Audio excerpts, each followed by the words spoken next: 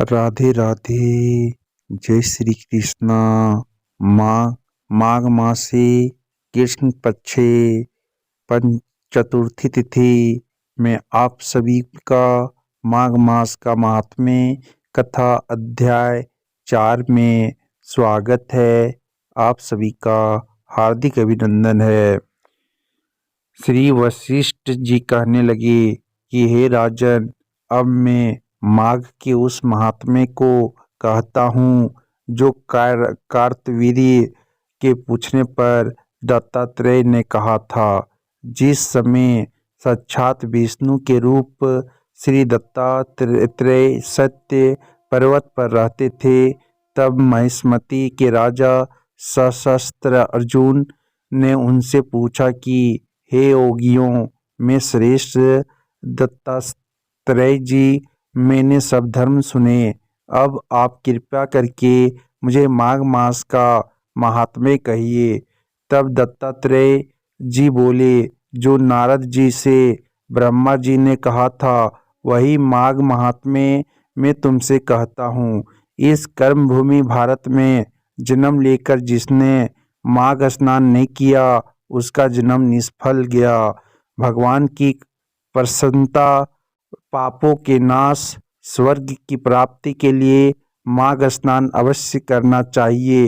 यदि आप पुष्ट और शुद्ध शरीर माघ स्नान के बिना ही रह जाए तो इसकी रक्षा करने से क्या लाभ।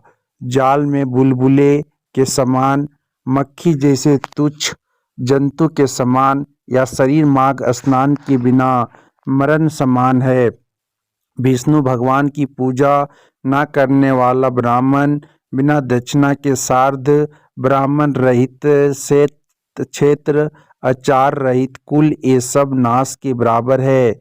गर्व से धर्म का, क्रोध से तप का, गुरुजनों की सेवा न करने से स्त्री तथा ब्रह्मचारी, बिना जली अग्नि से हवन और बिना साक्षी के मुक्ति का नाश हो जाता है।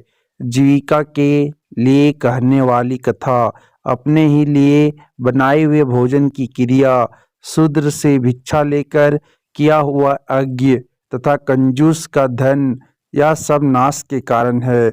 बिना अभ्यास और आलस्य वाली विद्या, असत्य वाणी, विरोध करने वाला राजा, जीविका के लिए तीर्थ यात्रा, जीविका के लिए व्रत, संदेह युक्त मंत्र का जप, विवर्ग चित्त होकर जप करना, वेद न जानने वाले को दान देना, संसार में नास्तिक मत ग्रहण करना, श्रद्धा बिना धार्मिक क्रिया, यह सब व्यर्थ है। और जिस तरह दरिद्र का जीना व्यर्थ है, उसी तरह माघ स्नान के बिना मनुष्य का जीना व्यर्थ है।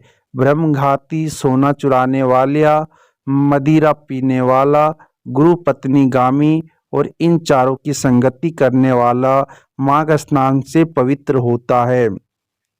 जल कहता है कि सूर्योदय से पहले जो मुझसे स्नान करता है, मैं उसके बड़े से बड़े पापों को नष्ट करता हूँ। महापातक के स्नान करने से भस्म हो जाते हैं। माघ मास के स्नान का जब समय आ जाता है तो सब पाप अपने नाश के भय से कांप जाते हैं।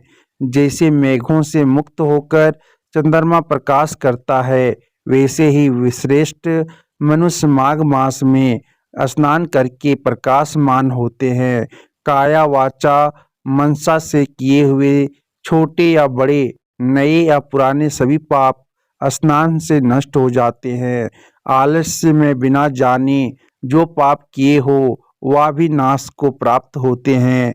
जिस तरह जन्म जन्मांतर के अभ्यास से आध्यात्मिक ज्ञान की प्राप्ति होती है, उसी तरह जन्मांतर अभ्यास से ही माघ स्नान में मनुष्य की रुचि होती है। यह अपवित्रों को पवित्र करने वाला बड़ा तप और संसार रूपी कीचड़ को धोने की पवित्र वस्तु है। हे राजन, जो मन वांछित फल देने वाला माघ स्नान नहीं करते, वह सूर्य चंद्र के समान भोगों को कैसे भोग सकते हैं। हरि इति श्री माघ मासे महात्म्य कथा अध्याय 4 समाप्तम। हरि शरणम।